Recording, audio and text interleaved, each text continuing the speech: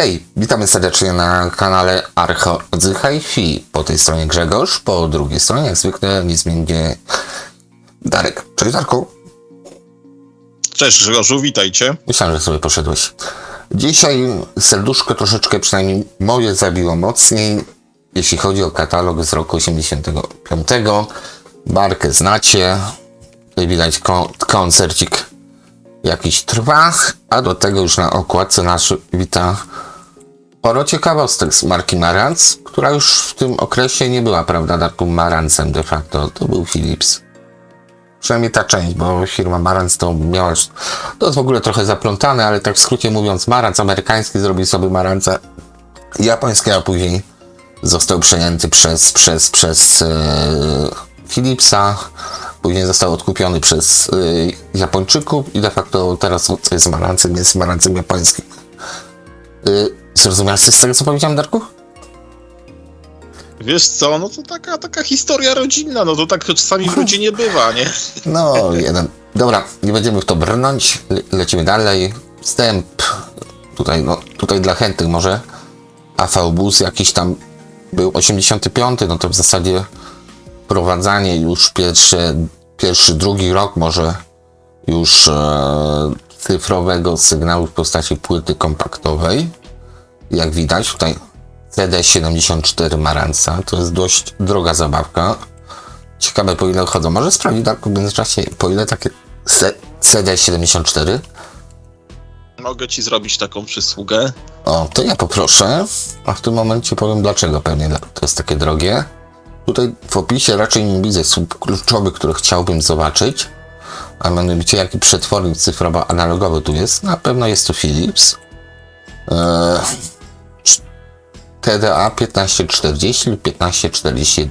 Jeśli 1540 to są dwa przetworniki i cena idzie w górę trzykrotnie, bo 1540 to był pierwszy przetwornik cyfrowo-analogowy marki Philips, chyba taki najbardziej, o dziwo powiem, dopracowany. 41 niewiele później powstała, bo rok, 2 lata po 40, natomiast tutaj raczej chodziło o pieniądze, czyli o to, że w tej pierwszej wersji były potrzebne dwa układy monofoniczne, bo 1540 to był układ monofoniczny, a 1541 nie grzebali w tym w interpretacji bitów, może tak powiem. Raczej starano się ten układ zmniejszyć do jednej kości, żeby było taniej. No tak się optymizuje. Powiem ci teraz, Drogo. znalazłem takiego Marantza w Niemczech. Drogo? Po serwisie, na gwarancji dwuletniej, 1300 euro niecałe. No to 1540. No to jeszcze było później, tak, może te 300 euro do pełnej. Duży rozjazd tych cen, tak? No bo jak mamy 1300 euro, no to mamy koło 6000 zł. No to jest tak? troszeczkę drożej niż to jest warte, więc na pewno jest na 1540. Tak. Tutaj widać, Niemcom też już fantazja zaczyna odfruwać. A to jest CD84. Zaczekaj, tam był 74, to jest 84, tak? Tak, no, CD74. Tamten był 74, tak. Tutaj mamy 84. Dokładnie w takiej samej wersji Black. Tak. Natomiast tutaj są jeszcze jakieś przyciski chyba dodatkowe. Tego jest znacznie więcej, więc ten może być droższym modelem. CD84 Mark II, więc to jest pewnie drugi rok produkcji Marantza. Zresztą jeśli Philips był właścicielem, a to była jedna z dwóch firm, które opracowały ten standard, to nie było raczej problemu z dostaniem się do grona tych, którzy mają jako pierwsi CD od któregoś z tych producentów. No i cóż, mechanizm. No, to jest mechanizm, tak, zerówka. CDM0 jeszcze. On jest dość spory, jak widzicie. I jest płaski. W zasadzie po tym można poznać CDM0, że tutaj nie ma jakichś wytłoczeń, jest po prostu kawał blachy czy tam plastiku przykryte. To wszystko, więc to jest taki napęd dość poszukiwany, choćby dlatego, że soczewka nie jest plastikowa, a jeszcze jest szklana i to jest słynący z niezawodności napęd. Pilocik taki dość skromny, ale po co coś więcej? I tak trzeba płytę wymienić ręcznie, natomiast pilot zapewne pasuje do Philipsów i do wszystkich CD napędów z tej epoki od właśnie Philipsa lub opartych na Philipsie. CD65, to akurat mam w swoich zbiorach. To jest na 1541, żeby było śmieszniej. Już. Nie na 40, tylko na 41, więc bardzo szybko tą 41 Darku wprowadzili, prawda? Zobacz, 85 rok, tak? Katalog. 8.5, Wiesz, może pewnie, 8.6. kiedyś żeśmy chyba rozmawiali na ten temat, przepraszam, to były jakieś tam kwestie pewnie biznesowe, nie? Finansowe. No to co powiedziałem przed chwilą, nie słuchasz mnie, że po prostu trzeba było to robić taniej, więcej, żeby coraz więcej producentów, bo Philips tak miał, że on czasami oddawał patenty za darmo po to, żeby zarobić na przykład na produkcji, czy na czymś innym, tak? Kasetę tak Nie słucham ciebie, bo sobie oglądam właśnie te CD-ki Maranca. No ale po co ci uszy do słuchania? Po co ci oczy do słuchania mnie? No tak, Jak tutaj to? 65, to ja będę swoje, makaron nawijał. No tak, też piszę 2 przetworniki 16-bitowe. No ciekawe. No ogólnie bardzo lubię 41. To jest taka, powiedzmy, rozsądna alternatywa, bo 40 mam, 1540 jakiś tam CD mam, więc jeśli was interesuje moje zdanie, to niekoniecznie warto się rzucać na jakieś tam 40 za 1500, lepiej kupić za 500 zł 41. A ta 45, to ci powiem już wypisz, wymaluj. Philips. Tak pieprze, jakbym coś wypił normalnie, herbatę i piję z cytryną. Tak, Philips, zgadza się. I to jeszcze starszy Philips, o Tak. 2-3 lata. On tutaj ma jeszcze taką lampeczkę do podświetlania płyty. Do podświetlania, więc tak, to dokładnie. dość fajnie musi wyglądać. Licznik dość prosty, ale to też ma swoje zalety. Tutaj jest zresztą podobnie, tutaj też nie wysuwa się tak kieszeń, jakby to wyglądało. Tylko w środku jest mechanizm taki znany z CD Philipsa, de facto chyba 650 modelu. Tu mamy 65, a tam jest 650 i tutaj się ta klapka uchyla i dopiero wyjeżdża taka wąziutka, leciutka szuflada na płytę. To jest powiedzmy 650. 650 Philipsa, żeby było śmieszniej, potrafią kosztować już dużo pieniędzy. To jest ciekawe, bo zapalili do tego zdjęcia lampkę czerwoną. Widzisz ten czerwony punkt na środku ekranu? Widzę. Error im wyskoczył. Tak, error. Pięknie do zdjęcia z errorem. Super. Tutaj już chyba erroru nie mamy. Na szczęście. A nie, jest error. O, dobra. To pewnie tak wyszło zdjęcie, bo tutaj raczej też nie zapali tego. Ale to jest Philips, tak. To jest Philips, pewnie 401, więc też pewnie swoje kosztuje. Natomiast 32 cm szerokości. Więc jest fajnie, a zaraz pokażemy, do czego będzie pasowało. Tutaj to chyba w późniejszym troszeczkę katalogu marki Marantz, bo coś robiliśmy w tym okresie chyba, żeby się nie zdublowało, raczej nie, Darku. No to jest wzmacniacz, Ale to już żeśmy widzieli. Tak, to już żeśmy widzieli. To zresztą też tu już parę lat. Znaczy, tu źle powiedziałem.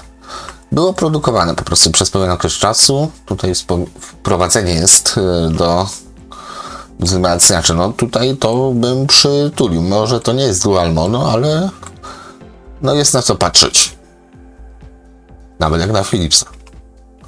PM94 to jest tutaj tranzystor, MOSFETy i transformator MC. Dobra. Czyli PM84. Jak to... Znaczy w zasadzie to jest trochę dziwne też, Darku, bym powiedział, bo te najwyższe modele Marantza, przynajmniej w latach 70., najwyższe, średnie najwyższe, najniższe nie miały tego, czyli prawie... Dobra, stop.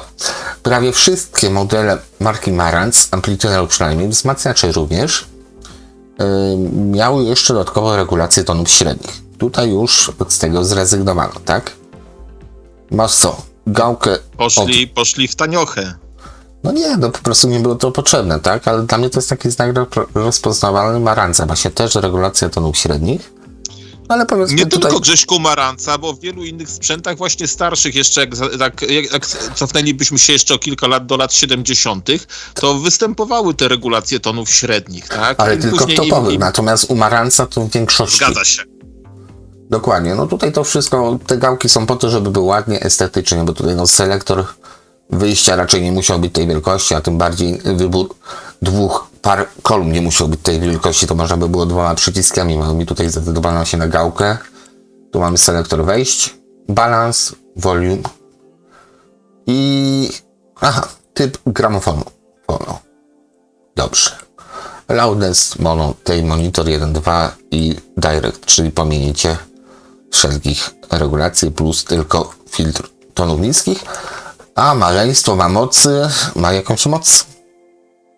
2 razy Dobra, 120 szacun. jest napisane. Przy 8 ohmach, tak?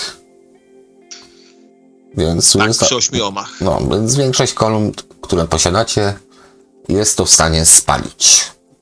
Więc jeśli mieszkasz w bloku, masz mały pokój, odpuść sobie, bo nie potrzebujesz tego. Mówię brutalnie. Takie gadanie, że wysteruje, nie wysteruje. Moi drodzy, i ty też, Darku, teraz taka lekcja z mojego doświadczenia, bo nabyłem ostatnio jakieś tam kolumny z końca lat 80. Owszem, to są małe kolumny, mają napisane 120 watów mocy, ale co z tego? Żeby to zagrało na poziomie kolumny, która ma, nie wiem, 20 watów, to trzeba 50 w to włoić, żeby to parę decybeli otrzymać. Moim zdaniem jesteśmy wszyscy robieni w konia, po prostu przez producentów, bo tak bardzo szukaliśmy tej mocy, że nam dali, okroili kolumny na zasadzie, kolumna owszem, wytrzyma 120 W, ale żeby zagrała potrzebuje te 50, żeby zagrała jak taka kolumna 20-watowa, po to, żeby tego nie spalić, bo głośniki jakoś tam wielce się nie rozwinęły przez 20 lat, żeby nagle z 20 W zacząć wytrzymywać 120. To jest moje skromne zdanie. Zresztą popatrz sobie, Darku, na kolumny estradowe, które kawa mi wyszła. Te kolumny nie idą w waty, tak? Bo po pierwsze nie starczyłoby prądu do wygenerowania tej mocy muzycznej, głośności, tylko idą w skuteczność. Kolumny głośnikowe mają 20, może 100 W maksymalnie. Kolumny, tak? Ale ich skuteczność zaczyna się od 110 decybeli. I to robi miazgę. Bo słuchasz w decybelach, więc te waty to, tak jak powiedziałem, co z tego, że jest 2 razy 229 watów, tak? Na kanał. To jest tylko o 3 decybele więcej, tak? I jakbyś miał 3 decybele, to jest niewiele. Pomiędzy polskimi a zagranicznymi kolumnami to czasami jest właśnie takie różnica. 85 decybeli, a 88 decybeli na przykład, tak? I w tym wypadku to jest te 3 decybele, to jest ta różnica jak pomiędzy tymi 229 watami a 115 watami. Bo to jest, Grzesiek, marketing. To jest, Grzesiek, marketing. Oni chyba na to wpadli, nie wiem, czy w latach 80., Nie, aczkolwiek już to my pamiętam. to zrobiliśmy. Każdy chciał mieć mocniejszego, większego, większą maskę, Tak, dobrze, no. tak, ale pamiętam natura przełom ludzka. lat 80., 90., jak te sprzęty zaczęły do nas nachodzić, tak, prawda? Każdy pakował tam swojego Trabanta, Wartburga, nie wiem, dużego Fiata, jechał jeszcze wtedy do Berlina Zachodniego, kupował za uciułane, czy tam kupione od Konika marki różne sprzęty, wracał i sprzedawał, powiedzmy, u nas w miastach na targach. Ja pamiętam takie te dumne naklejki, takie te czerwone, złote na tych głośnikach, szczególnie na boomboxach. A, tak, 100, tak. 100 W, 200 W, 300, 500 W, Jezus Maria, 500 W, to jak samolot, nieomal, nie? No pół A, kilowata to to jakie już były? kurczę, no. Dobra No to były takie rzeczy, zamrażalka. nie wiem, czy wiesz o czym mówię. Tak, wiem doskonale. Zdaję sobie strukturalne no, boomboxy, to w latach 90. w zasadzie nawet jeszcze królowało się z takimi opisami jakichś marek takich. Tak, jak okrętnych. najbardziej. Zresztą sam miałem coś podobnego, nie wiem już z czego, z Samsunga czy z czegoś. Znaczy ogólnie jak macie kolumny po prostu nowsze, wy potrzebujecie tej mocy, bo one są tak skrojone, że podłączycie je do jakiegoś wzmacniacza 25W, tej mocy może wam nie starczyć. A zagrają niewiele głośniej, się nie ciszej niż takie stare kolumny vintage, które mają 20 watów. Dobra, skończyliśmy się paski. Tutaj mamy oczywiście downgrade, czyli idziemy w dół. Tu mamy PMA ile? 64, tak? Czyli już normalnie, skromnie. Tak. Troszeczkę, to ma to swój urok, ale podejrzewam, że to był element wieży po prostu. I sam sobie to nie jest tylko urywacz, PM54 również. Różnice tu jest powiedzmy jakiś dodatkowy przycisk filtra niskiego, subsonic filter. Tutaj No i już nie coraz mamy słabsze, tego. bo tam było 2 razy 120, tu mamy 2 razy 64 2 razy 100, a tutaj mamy 2 razy 60, tak. To znaczy tam gdzie patrzałeś, bo to są dwa opisy. Tu jest 2 razy, No, 2 razy 100, 100. tak. Tu mamy Przy 2 razy 8 60. Przy 8 ohmach, tak. Tu No 2 tak. razy 60. Znaczy ja ci powiem tak, mnie nie urzekają już te wzmacniacze tutaj. No co innego ten. Ten to jest taki... Tutaj jak element wyposażenia statku kosmicznego trochę, tak. Troszeczkę tak. To jest taki czuć klimat po prostu lat 80. moim zdaniem. Kolorowo, jakieś diody, korektor mamy do 16 kHz, 2 zestawy głośników, filtry, tutaj mamy jakieś sound copy, tape, z VCR-a, bo zamiast tape 2 mamy VCR-a tutaj. Sound inject, to jest pewnie jakieś echo, zobaczymy. Do tego tutaj mamy już nie tak jak w Sansui, że mamy pokrętło, tylko rzeczywiście regulacja jest tutaj no, przyciskami głośności, tak? Masz wyświetlacz i sobie zwiększasz, zmniejszasz, plus jeszcze na tym wyświetlaczu, jak bierzemy, klikniemy balans, to tu nam się zamienia ta kropeczka na lewy, prawy, widzisz? Masz górną, bo to jest troszkę taki, już widzę, prekursor kina domowego, nie? Tu masz wejście audio z przodu, masz wejście wideo. No, to fajna rzecz, to jest coś ciekawego takiego, bym powiedział. Tutaj jest 2 razy, 110 watów. To nie jest takie słabe, jak myślałem. O, i mamy wyjątkowo tutaj tylną ściankę pokazaną, jak I fajnie. za to kiepsko będzie widać, tutaj mamy rozwiniętą tą wideo część de facto, czyli VCR-a, czyli mamy takie antenowe wejście de facto. Wyjście pod satelitę nawet bym powiedział. Możemy sobie podpiąć pod końcówkę mocy chyba, tak. Mamy wejście, wyjście. No, zgadza się. Uziemienie dodatkowe do fonu, no jest fajnie. Tu jest jakiś pilot, remote control. Pytanie, a nie, to jest wyjście, czyli możemy podpiąć pod to coś. Pod wejście możemy coś podpiąć pod remote'a. No i głośniki już takie zwykłe, bym powiedział, chociaż... Aha, PM451. Tutaj jest... Nie, no tutaj jest napisane znowu, że ma 2 razy 70 watów. Okej, tu jest pewnie troszkę dziwne, więcej. To się troszkę rozmija, ale... A nie, to jest 551, widzisz? To są te widzę, same, one tak samo wyglądają tak, pewnie, a różnią się po prostu tą mocą, dobrze. Różnią się mocą. Korygowaliśmy Ja też sobie.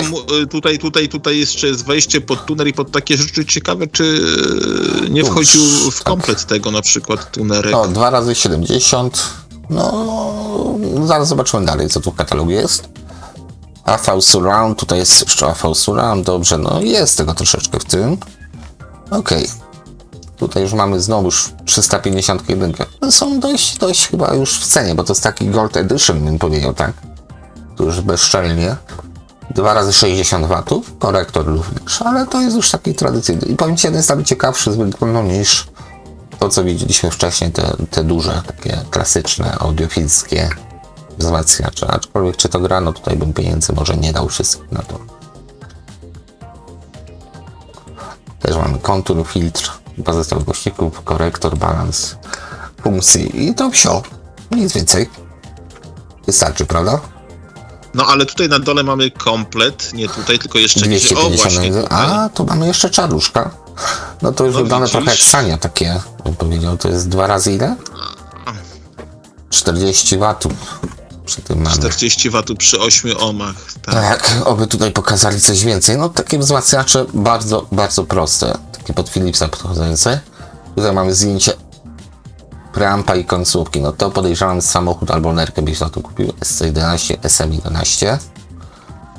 No tutaj jeszcze taki marans trochę dycha. To jest bardzo fajne. Czyli preamp. Ojej, jak na preamp to jest na grubo. Złota blacha audiofilska, to już czytam miedziowana. No, miedziowana, albo złota miedź. blacha audiofilska, dobre. Złota blacha, ale zobacz jakie wychyły, no kurczę, tutaj nie pogadasz, jak przy liczniku jakimi Geigera. Wielkościowo. No tu już mamy, no kurczę, nie mamy dual mono. Chciałem powiedzieć, że mamy dual mono, ale dupa. Przepraszam.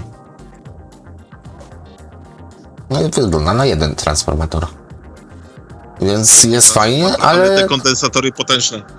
No tak, ale na jedno trafo. Tutaj co mamy? Tu mamy tuner do tego, przepraszam. ST64. To też pewnie. Bo tam było można podłączyć tuner, jak widziałeś. Było podejście z tyłu pod tuner. ST64 lub 16. Tam, czyli gdzie?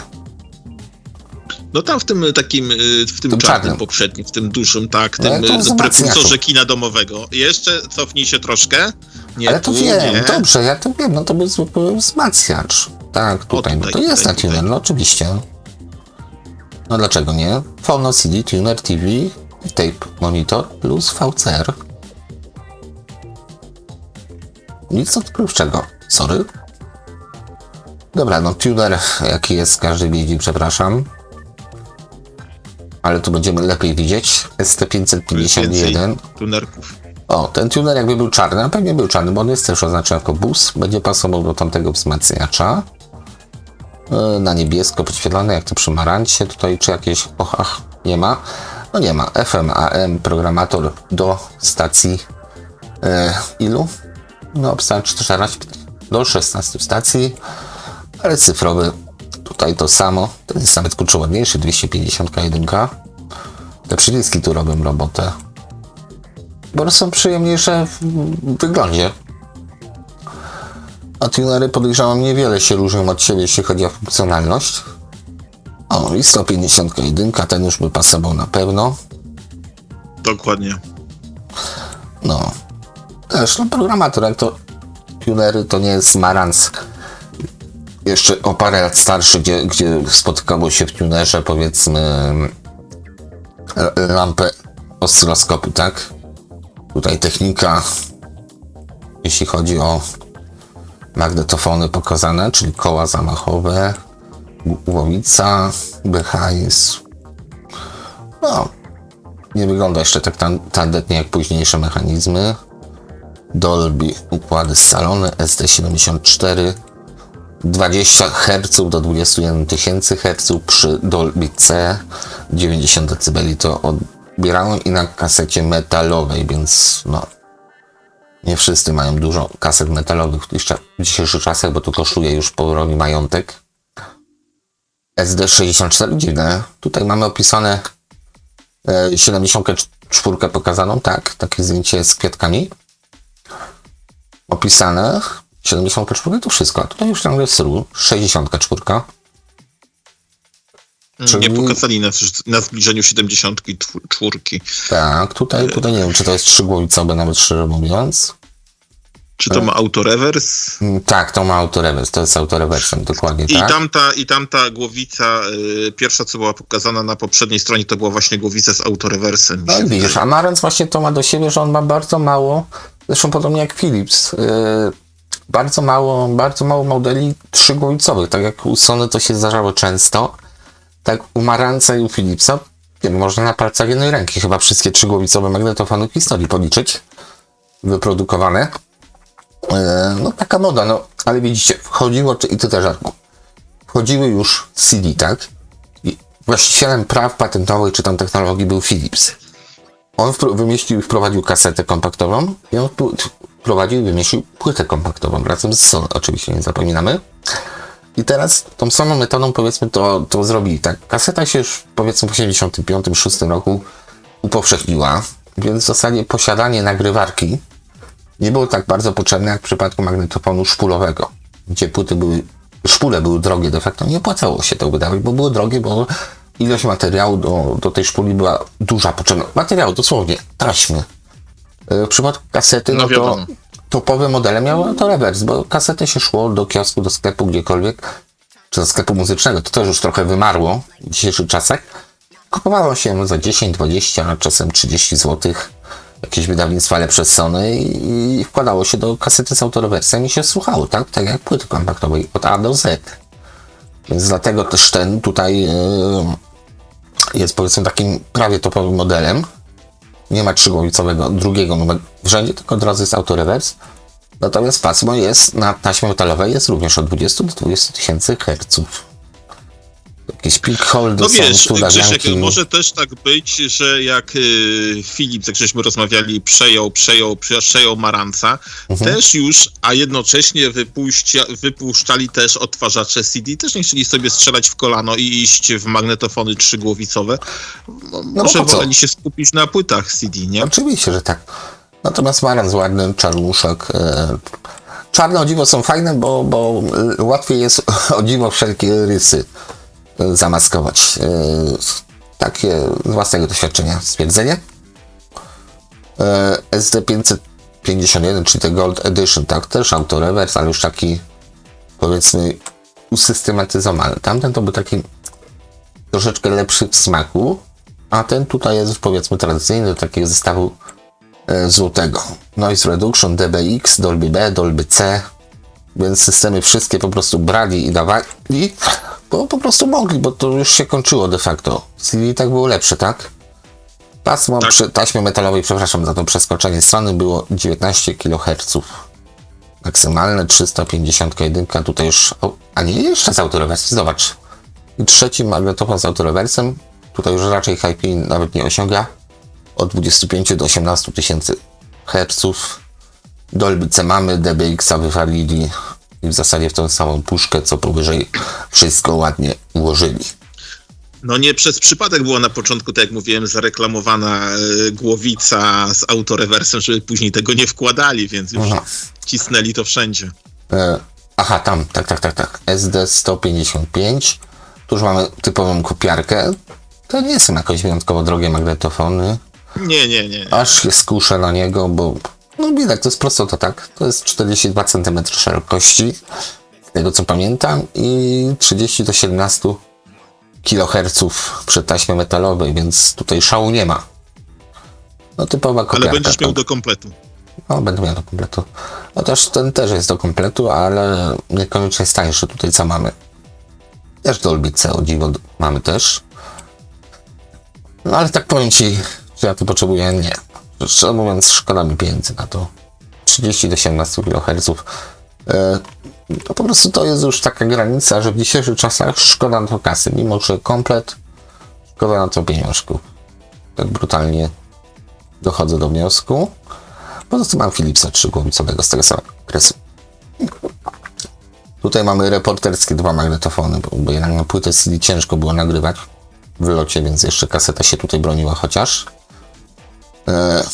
No cóż, piękna rzecz, aczkolwiek nie widać za dużo. Rzecz, powiem ci, że na Allegro stoi chyba jeden, tak? Na razie Drogo? nikt się o to nie ubija. 500 chyba, 89 zł jest licytacja, ale to jest cena wyjściowa, nie? No, Ale pewnie, bardzo ładnie wygląda, bo jeszcze ma ten kejsik, tak? To ubranko. no tak, ale to jest typowo... No, kwestia, czy potrzebne to jest. Tak, on jest bardziej do nagrywania głosu. Myślę, że tutaj nawet pewnie pasma nie świadczymy. No właśnie. Bo pasmo nie było istotne. Był niski poziom szumów istotny, płynność nagrywania była istotna, ale nie pasmo przenoszenia. Bo nikt tym koncertu nagrywać nie miał Tak, zamiaru. że nie zawsze będzie fajny pomysł, żeby to podłączyć pod wzmacniacz, puścić sobie na twój kolumny. kejsik jest tutaj. Można się czasami rozczarować. Tak, Tak, jest i tak. kejsik. No maranc. I jeszcze ogniwo jakie delikatne. No normalnie rzucać tu można z drona. Nie będę mówił co. Lub w kogo. TT551. No ładna lidarka. No. To jest naprawdę ładny gramofon, przyznaję. Taki bo ładny, jest, taki czysty w formie. tak. Pewnie, zobacz proszę, ile kosztuje, to mnie zaciekawiło. TT551. TT551 już. 551, tak. Tutaj jest system boost, to pewnie chyba chodzi o zdalne sterowanie. Widzisz, trochę jednak nadal języka niemieckiego nie poznaliśmy. No dobra, nie będziemy tutaj czytać. Albo jakieś przebywanie. Ojejku, 2000 euro? No to droga 2000 zabawa. euro? No to, Ale i można znaleźć za 1600 zł, za no, ale to 1500 jest zł. drogo. Tylko że ten za 2000 euro jest w wersji szampańskiej, złotej w przypadku Maranca. Bo tu mamy czarny, tak? No czarny jest ładny, tańszy, naprawdę ładny jest czarny. Złoty jest droższy. No złote zawsze, złote, a skromne, nie? Tutaj nawet nie ma pokazanego złotego, tylko od razu przeszli do TT351, ale jest TT551 w wersji złotej, nie tylko No, czarnej. Platte Spieler, następne mamy. TT351. Się wygiąłem na chwilę. 351, to powiem ci, to wygląda jak Philips. No, być może i tak jest właśnie. Philips, to już bardzo Philipsa wygląda poza napisem Marantz. 251, no tutaj troszeczkę tak po macoszemu to potraktujemy, bo no T4P, czyli te lekkie wkładki, chyba dobrze mówię. 70 decybeli. No okej, jest prawidłnie. O, tu jest coś ciekawego. EQ 551. To też możesz sprawdzić, jak drogo sobie Marantz ceni za ten korektor. Okej. Bo to będzie drogie jeszcze z mikrofonem, to będzie jeszcze droższe, ale to jest właśnie coś, co mi się bardzo podoba i myślę, że to jest istota korektora właśnie, żeby dostosować sobie powiedzmy jakiś sygnał wzorcowy. Być może tutaj jest jakiś... No niestety ta reprodukcja nie jest aż tak dobra, bym chciał. Input. Pytanie, czy ma jakiś generator częstotliwości do tego mikrofonu. Ale powiedzmy... Powiem ci tak, od 1000 do 2000 zł w tym przedziale, nie? No to 1000 jeszcze, powiem ci, no ładna rzecz. 1000 nie ma tragedii. Ale chodzi o to, po co był ten mikrofon, że sobie puszczać jakiś sygnał testowy, podejrzewam tutaj. Być może jest generator, tutaj ręki sobie nie dam za to obciąć. I dostosować sobie wszelkie, powiedzmy, niedogodności związane z pasmem kolumny. Powiedzmy, jeśli chciałeś mieć kontur, to miałeś kontur. Jeśli nie chciałeś mieć konturu, to ustawiałeś sobie linearnie tutaj na wskaźniku, po to on był de facto. To nie miało ładnie, znaczy miało też ładnie wyglądać i błyskać, ale ustawiałeś sobie wszystko, powiedzmy, do jakiegoś równego poziomu. Wtedy miałeś, powiedzmy, pewność, że ustawiałeś sobie wszystko, mimo tego, że mogłeś różne kolumny stosować, ustawiałeś sobie wszystko, że sygnał jest naprawdę linearny. Moim zdaniem to ma dużo sensu. A ten następny EQ430 nie ma sensu, ale pewnie jest droższy od tamtego. To możesz sprawdzić. Bo ładnie wygląda. Nie no, wygląda mistrzowsko. No zaraz z ciekawości. No, od EQ 21 430. chyba do 16, ale tutaj masz, panie, gałkologia, diody, jeszcze więcej gałkologii. I jakby było za mało gałkologii, to jeszcze kilka gałeczek dołożyli, bo no, gałek widocznie mieli multum. Poziomy, I masz rację, levele. Krzysiek. Jest droższy. Jest droższy, oczywiście. No bo są jest gałki, droższy. jest wszystko, zresztą to też może pasować do jakichś innych modeli starszych Marantza, więc tutaj no to jest takie... Bardziej pożądany. Tak, bardziej, że tak powiem, przez większą rzeszę odbiorców pożądane, dlatego też cena będzie wyższa, mimo że ten jest wyższy model, żeby było śmiesznie, przynajmniej w ich nomenklaturze i de facto ciekawszym. Tutaj też będzie drogo, ale to jest taki duży korektor, no regulacja też dość spora. Tutaj nawet można zobaczyć, że jest plus minus chyba 15 decybeli regulacji, więc całkiem sporawo, bo tu mamy 10 decybeli, przepraszam, do 10 decybeli, więc tak trochę nawet gorzej niż polski Radmon miał. Tutaj już jest taniej, ci powiem, bo około 1000 zł można wyrwać w przeliczeniu. No bo to jest korektor, tak? To wiadomo, no popyt rządzi podażą w tym wypadku. No jeśli popyt jest mniejszy, no to cena też będzie mniejsza. Ten już jest taki zwykły, po prostu korektorek, bym powiedział, bez żadnych cudów wianków. Timer to też będzie troszeczkę kosztowało Marantza, bo timer zawsze jest na propsie. Też tutaj się zastanawiam, No, czy to jest zobacz, Gold no. Edition, czy jest srebrny. To może zobaczyć na zdjęciach, proszę. AT251. Tak. W ogóle jest tylko jeden i wersji Black jest za Tak 50 myślałem. euro. No. Za 50 euro w wersji czarnej. O, tutaj mamy to zdjęcie, które mieliśmy wcześniej na okładce. Więc jeszcze kolumny przed nami. To nie będzie krótki odcinek. O, pilocik. Takie coś udało mi się zakupić, więc zobaczymy, czy dobrze zakupiłem. Bo cały czas zachodzę w głowę. Może któryś z widzów to wie, czy ten pilot będzie po prostu uniwersalny, czy trzeba jeszcze podpiąć coś, bo w tym katalogu na razie nie widziałem. Żeby był jakiś dodatkowy odbiornik do tego przynajmniej. Odbiornik do tego pilota, no to... Do busa właśnie. Czy to jest PM451 RV 55 RV, co to był korektor, pewnie RV, nie? CD, TT, SD, ST, VC, nie, VLP nie ma. Czyli PM451 i 551 sterowały tym wszystkim. Uff. Tak jest. A to RV55 to była jakaś dostawka pod kolumny tylnie. No właśnie nie wiem, zaraz zobaczę. Coś przegapiliśmy chyba gdzieś tam RV55. A nie, jest, dobra. Zaraz Nie będę szukaj. wiedział, co to jest. Czyli to jest drugi w sumacji, Aha. tak? Czyli To jest Drugi wzmacniacz, tak. RV50. Sound Film Controller. Nie, to jest coś ala preamp. RV55, zobacz to, bo to jest, kurczę, mega ciekawe. Bo to jest dostawka do No wzmacniacza. widzę to. Dostawka do wzmacniacza. No to wiesz, to też ma swoją cenę, no bo 1000 zł trzeba za nią dać. Czasami. Za czarną. Za czarną. Volume. Czarna jest droższa niż złota. I W bardzo tym dobrze. wypadku. I bardzo dobrze. Ja lubię czarny. Czarny kolor, czyli to będzie cherry. Lubisz czarne, to będziesz płacił. No. To znaczy, wiesz co, no to jest chyba drugi wzmacniacz w sumie. Chociaż to jest Sound Field Controller napisane nad potencjometrami.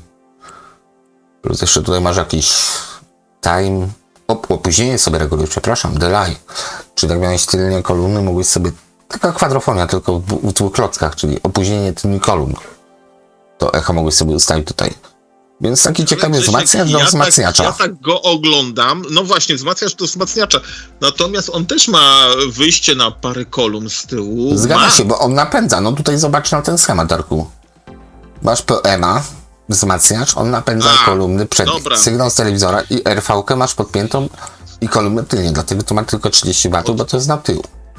No, co do kina domowego miałeś rację, natomiast no, droga impreza. Bo jednak 2 klocki musisz kupić, podpiąć i dopiero zacząć się bawić i jeszcze mieć miejsce, żeby to ustawić. AV251, nie mam pojęcia co to jest, ale to jest pewnie jakiś dodatkowy selektor, jakby ci miejsca brakło. Tutaj VCR widzę, tuner, być może coś innego. Wideo VCR1, VCR2, więc powiedzmy jest to taki dodatkowy sygnał. Fader jeszcze ma, sharpness, czyli do obrazu raczej bym powiedział, czyli taki na audio, wideo, bardziej wideo dostawka. Dokładnie. Bardziej wideo dostawka. Na to tutaj wygląda przynajmniej. No. Tak, widzisz, no już nie ma głośników na szczęście. Widzisz, Masz output monitor, VCR wyjścia 2 i wejścia 3. To być może nawet coś montować na tym można byłoby. Fadery były, tak, to tak, pewnie tak. I do tego VHS, No, piękny LV862, na pewno tanio. Zobacz, po ile to chodzi. MV862, zaraz zobaczę. O, tutaj widać dobrze, dlaczego magnetowidy VHS-y, przepraszam, hi-fi mają taką cenę. Tutaj widzicie? Obok tych cyferek, po lewej stronie. Wychyły, tak, bo to jest magnetowid hi-fi. Z nagrywaniem poziomem małe, ale są. O, nawet napisali, że jest to hi-fi, więc ciężko przed hi-fi uciąć. Jakiś tutaj jeszcze przycisk hi-fi. No, sama instrukcja tego magnetowidu byłaby ciekawa, ale się postarali, że dynamikę opisali i 90 dB nam dali. Od 20 Hz do 20 000, więc hi-fi pełnym ryjkiem, czy jak to woli mordką. Powiem ci, że nawet tego nie ma w sprzedaży. Pewnie nikt tego nie kupił, albo bardzo mało osób, z czego te bardzo mało osób pewnie to wyrzuciło po jakimś czasie, znaczy po 20 latach i no i tak się skończyło. Przygoda. AV-bus był też. Ale ten robi jeszcze lepszą robotę. Tam był ile? 862. Ale ten mi się bardziej podoba. To są lata 80. To jest po prostu nieustraszony Airwolf biednym. Jest cyfrowy. No widzisz, ten ma osobne wychyły. Tak, osobne. Bardzo ładne. Zresztą te wychyły, ja takie same wychyły, o dziwo, mam de facto w magnetofonie Philipsa. Bo skąd się kojarzyłem, no to, i chyba w Philipsie mam po prostu. To chyba nie przypadek w tym wypadku. No, nie przypadek, ale piękne urządzenie tutaj, no, podziwiać. No, skoro jest hi-fi, to na pewno mam pasmo takie, jakie mieliśmy w poprzednim magnetofonie, czyli tak, to samo jest 20-90 dB, więc prawie jakość CD bym powiedział, natomiast te 90 dB to też jest takie nabijanie makaronu na uszy kupującym, bo nagranie chyba najlepsze, dynamikę ma, nie wiem, 65 dB, wydane kiedykolwiek w historii ludzkości, powiem to tak. Ma 65 dB dynamiki. Wiesz, żeby te 90 dB to byś musiał w pokoju bezechowym chyba nagrywać, ewentualnie Tylko i wyłącznie komputer. No może jeszcze na komputerze coś by szło ugrać z tego. Ale wiesz dlaczego dążę, tak? No rozumiem, mniej więcej. No, 90 odpowiedzi do tej dynamiki odstępu szumu od dźwięku jest no niewykorzystane, mówiąc delikatnie. Tutaj już z tymi nie będziemy się rozwijać. Chociaż ciekawe, Marantz i tyle magnetowidów, prawda? Pilot jest. Philips. No tutaj już hi-fi nie ma. Napisano. To już zwykły jest. 40 do 10 magnetowid. kHz, tak, ale napisali o dźwięku, żeby nie było. I 43 dB minimum. Więc przeskok ogromny. Zresztą głowicę chyba wycięto. Następna ilustracja. O, i dzisiaj będzie gruby odcinek. MIDI System. O, Już to napisali. masz Znowu systemy jeszcze wieżowe. Tak, spotykamy się z tym pilocikiem MX553, to chyba jest cała wieża. No i tu już się robi gorąco, bo do góry co mamy? To nie jest CD, tylko gramofon. Raczej. Repeat? Tak, to będzie chyba gramofon. Tak, bo tu masz jeszcze prędkość 45, Bo tutaj szuflada ci 33. wyjeżdża, prawda? Tak, to się dół otwiera. wyjeżdża. Ten dół wyjeżdża z płytą i z talerzem. Dół albo góra, nie mam pojęcia. Dół Myślę, chyba, że to- Grzesiek, dół chyba No, wyjeżdża. później mamy co? Timerek, tunerek. Nie wiem, tutaj chyba prądu zabrakło do zdjęcia. Jak można do prądu nie włączyć urządzenia, nie wiem, ale może powiem inaczej, jak widać. No tak. Tu mamy u góry, no dobra, za bardzo nie będę zbliżał, czyli pod gramofonem mamy tuner, poniżej mamy wyłączony timer, bo po co? Wzmacniacz, bardzo podobny do tamtego czarnuszka de facto, bo podobny system, tylko powiedzmy tutaj regulacja głośności jest diodowa po lewej stronie. Balans już raczej, tak, balans już jest mechaniczny, po prostu już się nie bawili w jakieś przełączniki, kontrolery.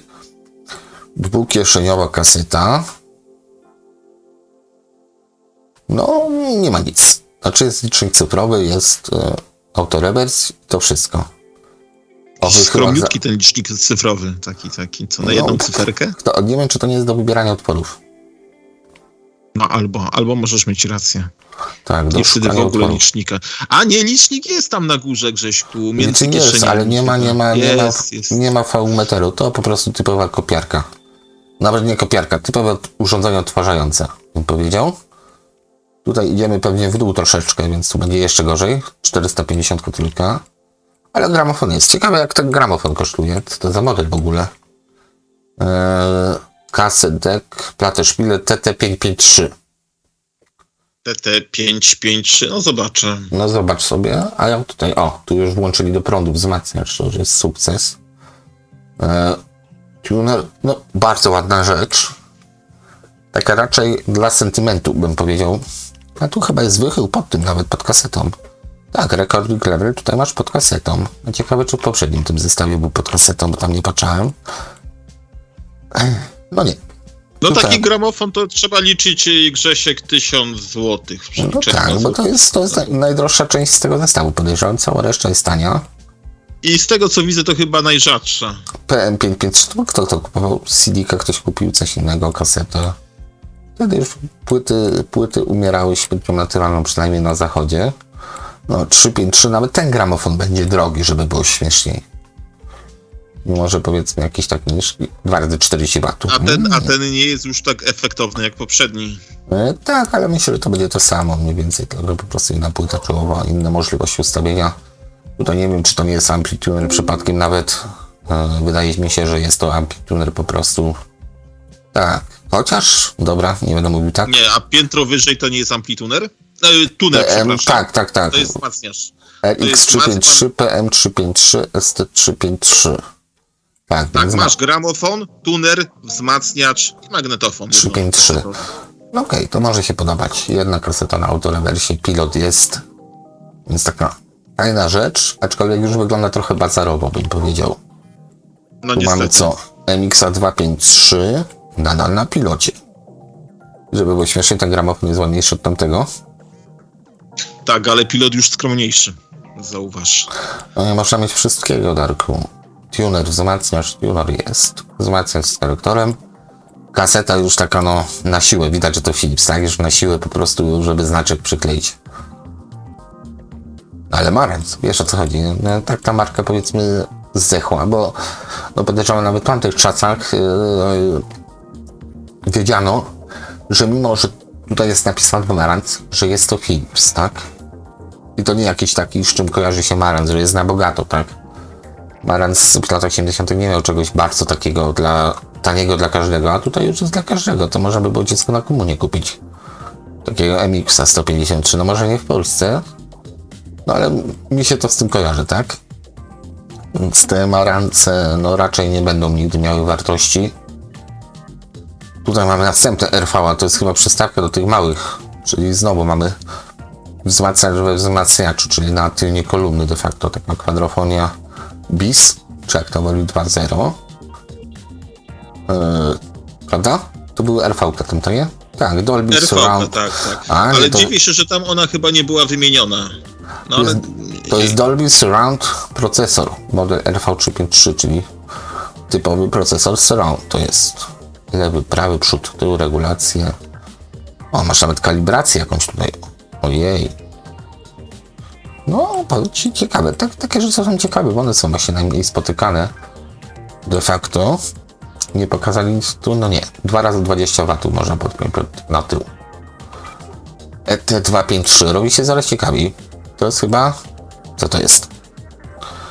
Aha, equalizer z timerem. Można? Można. No widzisz. Czy ktoś widział kiedyś equalizer z timerem? No to już widzi. No to już widzi. To już widzi. Proszę. Tak. Lewa equalizer, prawa timer. Jak widać można. A te, tu mam nadzieję, że jest sam timer. Tak, tu jest na szczęście sam timer. A te... Okej. Audio timer. Też timer sam. Tak, audio timer. Tutaj kolumny nie będę zgadywał, co to jest. Nie mam pojęcia. DMS 250. No, powiem ci, tu jest ładnie, bo jest odpór stratny, jak ja to nazywam, taki bass reflex, ale płaski i długi, bym powiedział, bliżej temu coś, znaczy coś pomiędzy labiryntem a bass reflexem, bym powiedział. No i wstęga na górze, no to może sobie sprawdzić, po ile kosztuje Marantz DMS 250 na basie, 25 cm, to nazwa pewnie. Te otwory, co widzimy na dole, to one mniej więcej, Grzesiek, szły tak gdzieś przez 3/4 kolumny, tak? Po głębokości i dopiero wychodziły, znaczy zanikały, o, takie jest. Znaczy zanikały, albo była jeszcze ścianka taka grodziowa. Tak, albo zanikały, albo były tak fajnie formowane w takie dno łódeczki, tak? Żeby... Jaki to jest model? DMS 250. DMS 250, zobaczmy. Tak, 150 już jest bez tego otworu 89 dB i tutaj podawają właśnie, to jest istotne, 89 dB z 1 W. Więc 92 dB z 2 W, 95 dB z 4 W i tak można sobie do potęgi podnosić. Słuchaj, jak były to powiedzmy no, w przeliczeniu na złotówki trafiały się tanio od 1000 do 5000 złotych, nie? A w chwili obecnej w ogóle tego nie widzę. No w ogóle tego nie widzę. Znaczy ciekawe, bo ta membrana wygląda jak jakiś plastik, powiedzmy. Natomiast boję się, że to jest Philips, bo ja miałem, powiedzmy, do czynienia z kolumnami Philipsa z tego okresu, nie miałem przy Marancie, ale miałem tą kopułkę do naprawy średniotonową, to trzeba było głośnik dosłownie rozklejać. To były głośniki jednorazowe po prostu. Tego nie szło jak starszy głośniku naprawić, to trzeba było rozkleić, no tutaj to bardziej widać, po prostu to wszystko jest poklejone i to ruszy, to jest rzeź, przynajmniej w wypadku Philipsa. Membrana przezroczysta też na dole jest, więc całkiem ładnie. Ale głośniku pewnie troszeczkę będziemy mieli. O, i tutaj kwadralem trochę zajeżdża HD, taka bardziej znana firma, znaczy seria HD, bo te wcześniejsze modele były HD, tutaj widać prawidłnie na papierze. Wszystko ustawione. Bass refleksy są. Tak wygląda trochę jak kwadral. Być może kwadral to tłuk. Natomiast tu ciekawe, dali dwa takie same głośniki, chyba. Wysoko średniotonowych, to ma się pierśnie dodatkowo, nie wiedzieć po co. Chyba, żeby usztywnić membranę być może, żeby wyższe częstotliwości przynosiło. Ciekawa koncepcja, jak myślisz? Nie wiem, sensowniej byłoby chyba usztywnić membranę na średniotonowym. Oni Nie, wyższe częstotliwości, mniejsze drgania.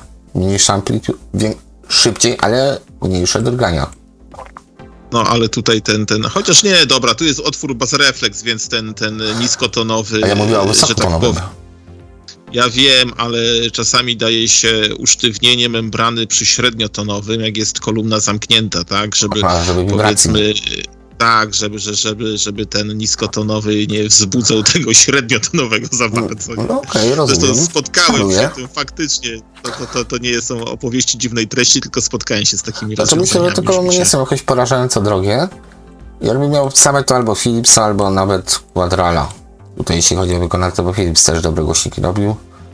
380 już maskowi nie ściągali. No naprawdę, widzę tu Quadrala po prostu. I najmniejsze, ale śliczne padeki 180. Bardzo ładne. Mini monitorki, to jest coś dla mnie. Tutaj za to już tak to szybą. No zobacz. Jak myślisz, jak to jest przymocowane ten głośnik? Myślę, że jest przyklejony. Aha. Ładnie. I tu się zaczyna zabawa, jak ma się zniszczoną wersję. Dwudrożne z bazrefleksem, tak, te mogą naprawdę fajnie zagadać. A przecież najczęściej palą się wysokotonowce, ale ten po lewej, pierwszy LD50 mnie się podoba. On takim trochę Anglikiem zajeżdża, jeśli chodzi o stolarkę. A ja bym powiedział to Shibą. LD50, no to sprawdź, po ile to chodzą. Marantz LD50, ścianka przednia wzmocniona. Jeszcze tak ładnie ten frez wszystko, robi roboty. Disco boxy. Disco co się błysko. To akurat jest dobre przetłumaczenie. LS17. No i co Grzesiek? 400 euro, tak? No to 400 drogo. Euro. No to drogo, bo to wyglądają, że będą cenione, bo... No, ale ja mówię o tych LD50, o tych, co mnie się podobają. No tak, ale zgadzam się. Tak. One wyglądają na solidne. Te podejrzewam kosztują tyle samo, to LS17, ale to daje sam producent powiedział. Disco boxy. Niech sobie każdy odpowie samemu, co to są disco boxy. Do czego to jest, tak. Tak, Altusy też były disco boxy.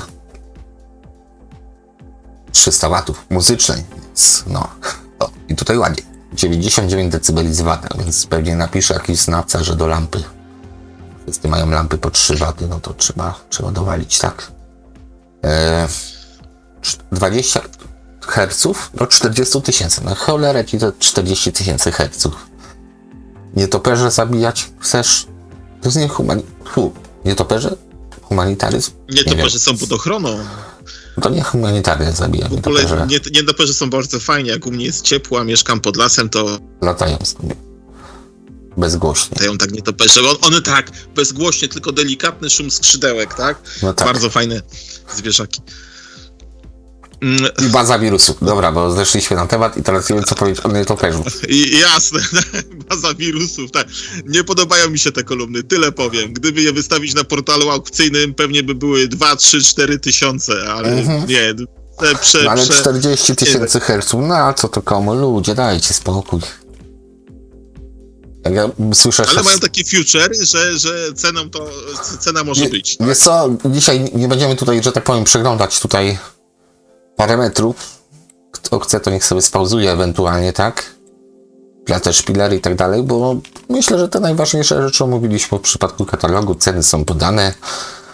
Ewentualnie, jak ktoś wytrzymał do tego momentu, niech łaskawie powie, czy go interesuje jakiś live. Ja zobaczę, jak to się robił. Nie robiłem nigdy.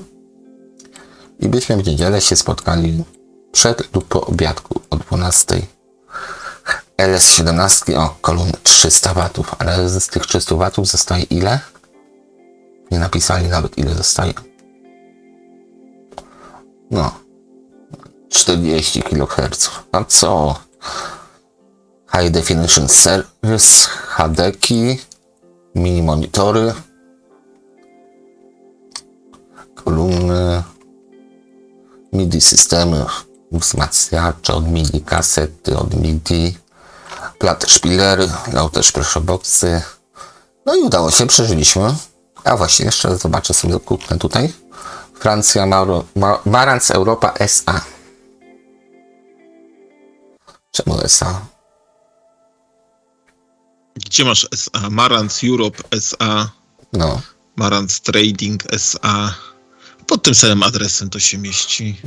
Mieściło w Brukseli. No dokładnie. Belgia. A kto w Brukseli ma siedzibę? Philips.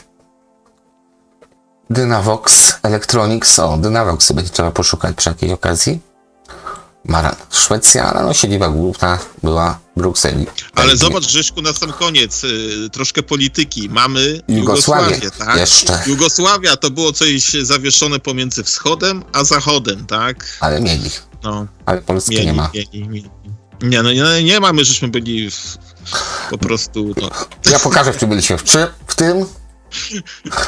I dodajcie sobie resztę. Dobra, to tak podsumowanie. Na pewno zaprosimy też na audiację pod koniec, bo nie zrobiliśmy tego na początku. Bo tam Maranцów jest chyba rozkwit duży. Dość sporo tych odcinków było. No i zaprosimy też do subskrypcji tego kanału, bo czemu nie? Dla nas to jest, powiedzmy, coś motywującego, przyjemnego, że chcecie na mnie zostać i spędzacie dobrze czas, chociaż komentarze nie są narkotragiczne, to chyba nie ma lipy. Jakieś wytrzymują. Ja jeszcze a propos tego ciemnego ekranu, co pokazałeś, to przypomniało mi się kiedyś takie hasło wisiało u mnie w mieście. Nie wiem, czy ci mówiłem, czy ci nie mówiłem. No. Na komitecie PZPR-u wisiało na czerwono białymi literami: komunizm wyznacza kierunek rozwoju ludzkości, nie? No. I to tyle. Dobrze. Okej. A jak się skończyło, wiadomo. No dobra, co takiego ciekawego? Ja nie będę mówił, co bym chciał z tego szarpać, bo powiem szczerze, to by mi się przydało do zestawu, bo chcę złożyć ten zestaw czarny. Więc RV55 bym przytulił, ale nie za te pieniążki, bo to jest dla mnie ciekawostka już bardziej niż sprzęt do słuchania na co dzień, taki daily. I to jest też czasami problem właśnie z tymi zestawami, że niektóre nie są daily, bo to... Owszem, ceny są, no korektory jeszcze jestem w stanie zrozumieć, ale powiedzmy, jakie uzasadnienie ma na przykład cena, nie wiem, czego by tu powiedzieć, no powiedzmy takiego wzmacniacza. Jak to gra, jeszcze nie daj Boże, ktoś ma jeden komplet kolumn, który jest akurat tak dostrojony, że niekoniecznie na tym zagra. Jak to gra na tych kolumnach? Do tego były specjalne kolumny, znaczy specjalne. Producent miał swoje kolumny, więc na pewno sprawdził na tym. Więc jest też kwestia tego, jak sprawdzić to, czy to akurat na twoich kolumnach zagra. No nie masz takiej możliwości, tak? I to jest dość spory problem, bym powiedział, No jeśli nie. chodzi o taki wzmacniacz, że ciężko uzasadnić cenę. Ewentualnie możemy się oprzeć na czyichś wnioskach, wrażeniach, tak?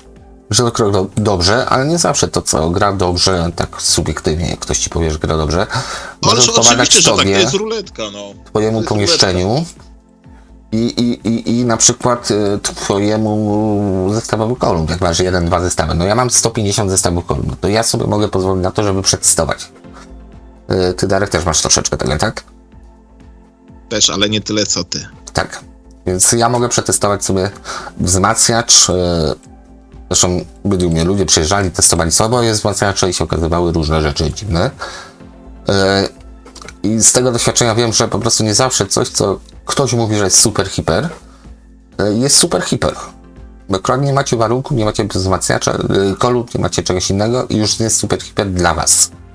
Już nie licząc gustu, bo niektórzy lubią wysokie, niektórzy lubią niskie, niektórzy lubią średnie, niektórzy lubią płasko, tak, siak czy owak, tak?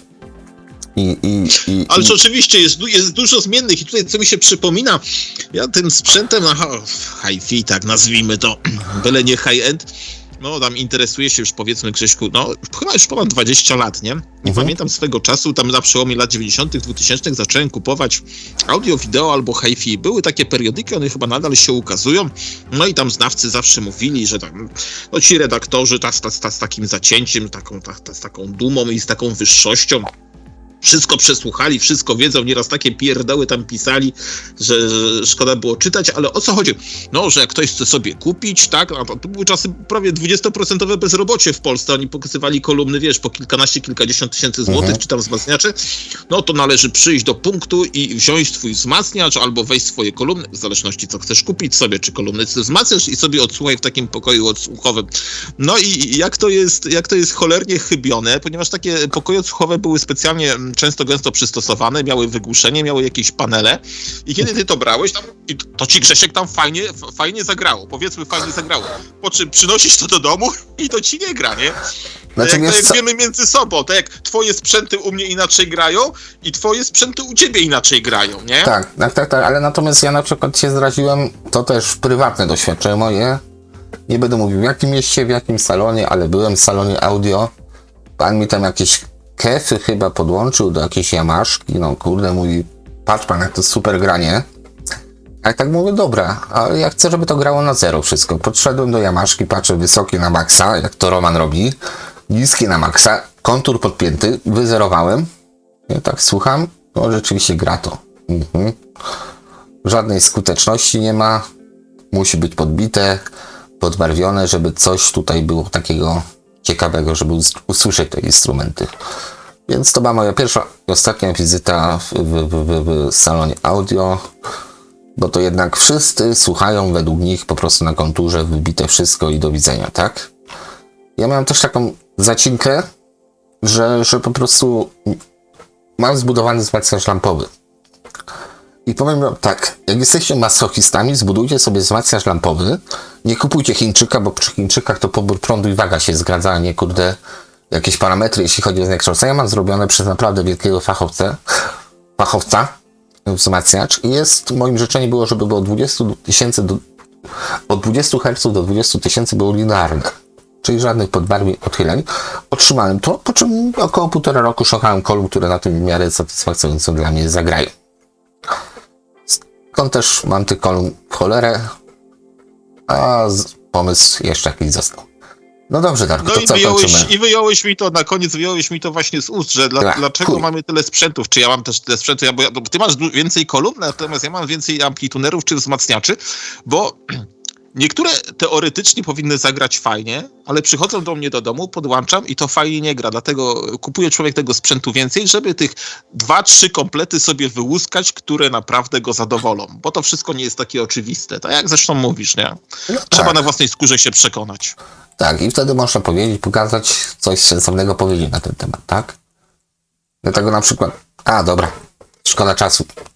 To będzie na następny odcinek opowieść, myślę, a tego nam chyba nie brakuje. No cóż, to jeszcze raz, zapraszamy do subskrypcji, zapraszamy na Audiojazyk do Romka, chociaż on ma teraz tutaj sobie wstawcie słowo, które według was pasuje. Powiem delikatnie, przekichane, bo naprawdę dużo rzeczy musi ogarnąć, jest tych minut mniej tam. Być może się usłyszymy w tym zestawie, który jest teraz, czyli ja i Darek, na Audioazylu. Więc to będzie też dość spora ciekawostka, prawda? I to niebawem. Tak, Grzegorz. Tak, Tak dobra. jest. Spadamy, Jak się kończymy. spotkamy. Ej, to ma stroboskop. No patrzcie. Ten 251 tutaj z frontu. Myślę, że jeszcze powinniś przez godzinę to rozkminiać, ten stroboskop. No, to pewnie nie zwróciłem na to uwagi. Jasne. No dobra. Dobra, kończymy. Na dzisiaj starczy. Dziękuję ślicznie Tobie, Darku. Dziękuję wam za spędzony czas. Trzymajcie się cieplutko. Na razie, hej. Dziękuję, kłaniam się nisko.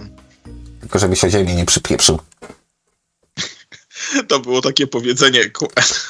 No, A żeśmy skończyli nagrywać? Tak. No oczywiście, że nie. Co nie powiem. Dobra, to taka zagadka. Co, Darek? Proszę dokończyć w komentarzu. Dobra, nara, hej. Hej.